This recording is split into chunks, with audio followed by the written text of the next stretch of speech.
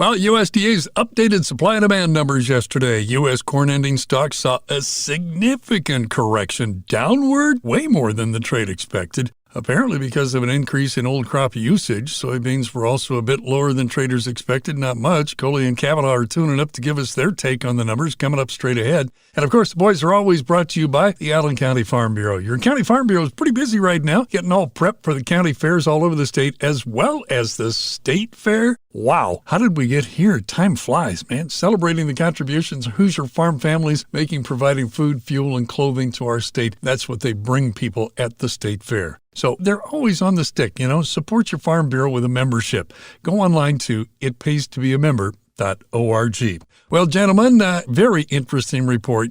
USDA's narrative included with yesterday's WASDE stated this, quote, June's U.S. corn outlook is for larger supplies, greater domestic use and exports, and slightly lower ending stocks. So, David, what are the factors that they suspect are pointing to those assumptions? Well, the big one is the one you don't look at that quickly. This year's ending stocks have dropped to 1877. It was 2022. So given that big drop down to that 1877, so that reduces your supply.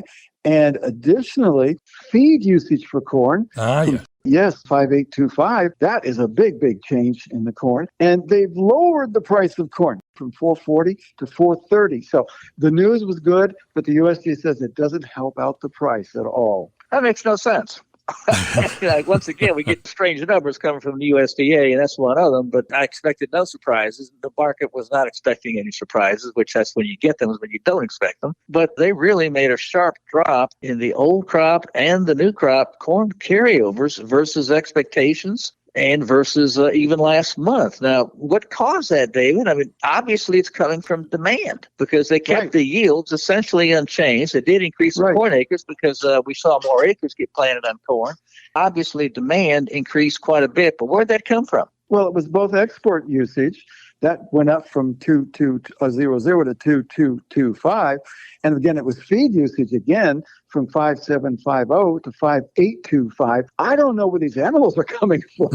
The cattle market and the hog market, they're not talking about big numbers right now in these reports that we'd be getting on the cattle on feed and the pig crop report. So somewhere the USDA has factored in the bigger feed usage, but I don't know what they're going to feed this corn to. Well, isn't that very strange, David? I mean, they increased feed demand by 75 million bushels. That's a pretty big change to make all of a sudden from June to July. Why haven't they picked up on this before now? And what you're telling me is that the animal numbers aren't corresponding with that kind of increased feed usage. So is it just because prices are lower, they're assuming more corn? Yeah. And I think they're looking that we did have a too low of feed demand in June. They're trying to realign the stars, so to speak. And they're trying to bump up the feed usage of corn because they had the feed usage too low in last month's report. So we're going to have to wait and see what the USDA says and look at the cattle on feed reports and the pig crop reports later on to see if maybe they do expand. Now, they are looking for some expansion in the cattle numbers by the end of the year, but no one's talking about expanding the hog numbers because we did have more hogs on feed, but the breeding supply was less than expected. So things are pretty goofy. Yeah, there's a lot of fuzzy math going on here that we're just going to have to keep our eye on and see how it unfolds. But one of the other things that's really kind of factoring in right now, we're watching this, and obviously, as soon as the June report comes out, everybody says, well, we're in a weather market now. Yeah, weather is definitely factoring into it. One of the big things this week, John, that came out was only 7% of U.S. corn areas are in drought as of this week, and that's compared to 64% a year ago. That's remarkable. Wow. Of the past decade, only 2015 and 2019 had less drought coverage in corn areas than this same week versus 2024.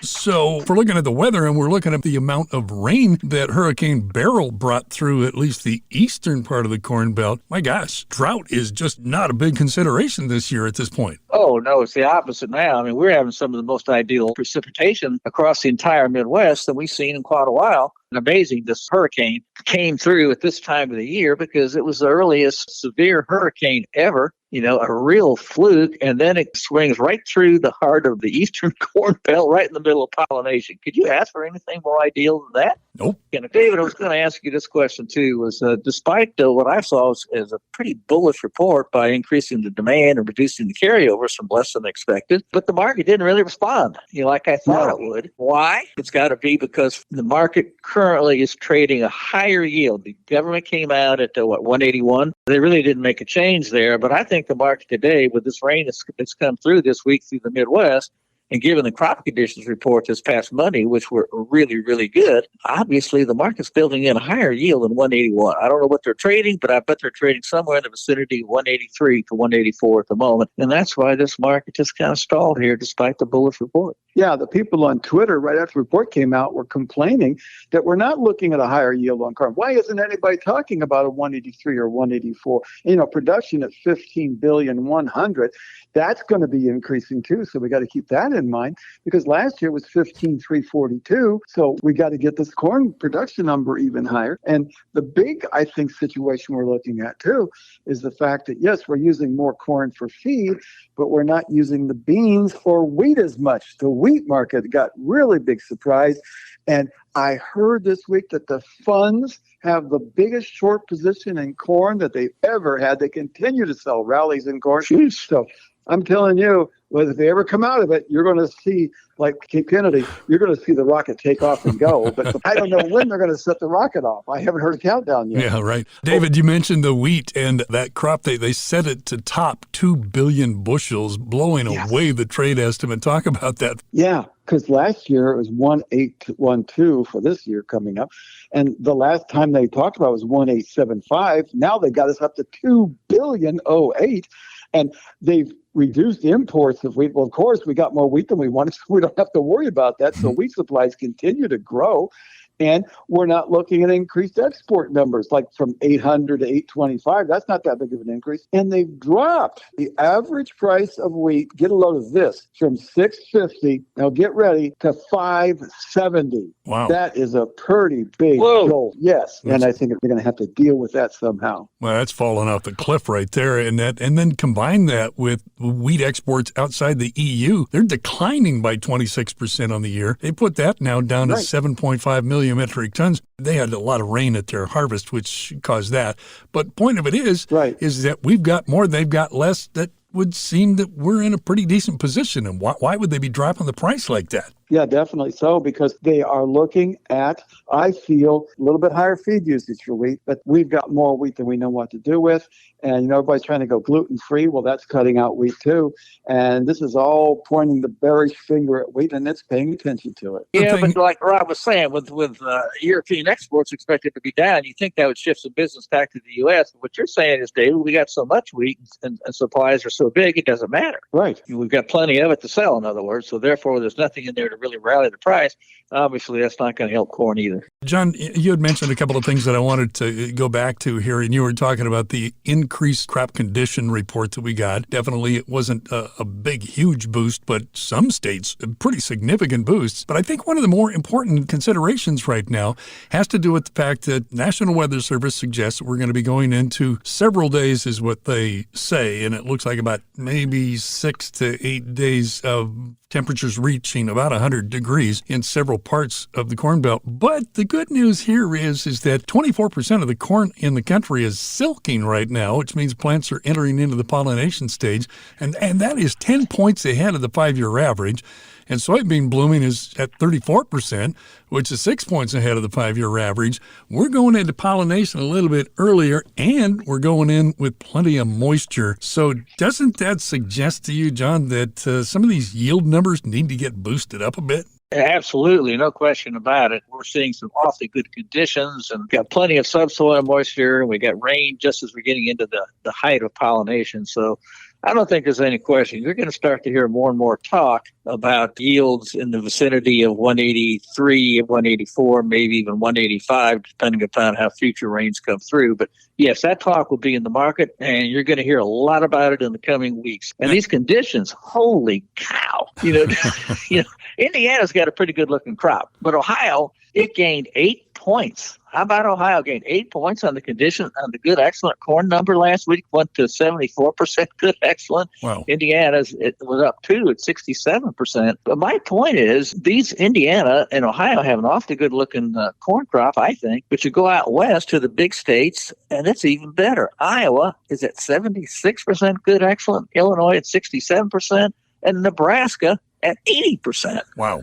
And this conditions reports, of course, came out before this hurricane barrel rain came through. You talk about a rocket going off, David. That's the rocket that's going to go off. This is yield estimate. Yeah, there was a crop scout that was doing crop scouting in southern Illinois and Missouri, and he had in his hand 2 bean pods that he had just found on one of the beans he was scouting, and they were both 5 bean pods. Not 4, not 3, but 5 bean pods. So they're out there, folks. People are finding them. All right. Stand by for higher yield numbers coming to your inbox soon. All right, David, both beef and pork kind of struggled market-wise this week, but they both continue pretty much to stay within the tight trading ranges that they've been anchored in, it seems, for weeks on end. What's going on in the livestock sector? Well, I think that the market is still trying to judge cheaper corn prices, and that's going to make feed cheaper, definitely. So that's going to promote. We are, though, seeing sharply higher prices, though, on Friday's close on the hogs. They were up over 230 points. Cattle were up 77.5. And it's the funny thing here.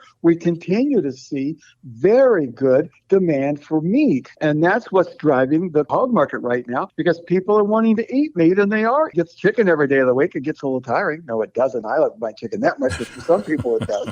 And so if you want the better meats, you're going to have to go with pork and with beef, and that's what people are doing, despite the price. Well, I don't mind pork ribs on the barbecue. You just can't get me to stay away from them, so I'm pretty good. But, in addition to that, though, I think that there's quite an appetite in our export markets for beef, and that's probably some of what's keeping that price up there. All right, time for the final word. John Cavanaugh, what do you got going for us this week? Well, something of interest. You hear a lot of talk about China. You've heard a lot of talk about soybean oil and cooking oil and all that, so I'm going to combine the two.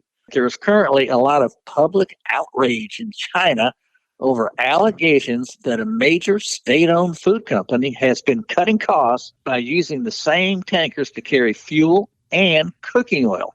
What? Without cleaning them in between. Can you believe that? Oh. They take a load of fuel, they empty it out, and they put cooking oil in it, and they don't clean it out. So the scandal, by the way, implicates China's largest grain storage and transport company, Sinograin. This has, of course, raised an awful lot of concerns about food contamination in a country that's already been rocked in recent decades by a string of food and drug safety scares. Kind of surprising that China would even let that news get out of the country, right? Careful what you're eating from China. Kohli and Cavanaugh made possible each week by support from the Allen County Farm Bureau. And I know your local county farm bureaus are supporting Indiana agriculture every single day. And to keep up with that, Indiana Farm Bureau members can sign up for The Dispatch, the electronic newsletter that is sent out weekly during the legislative session and every other week the rest of the year. Topics covered in recent issues include the Farm Bill, the primaries, and updates from Farm Bureau task forces. To start getting The Dispatch, all you got to do is go online to infb.org.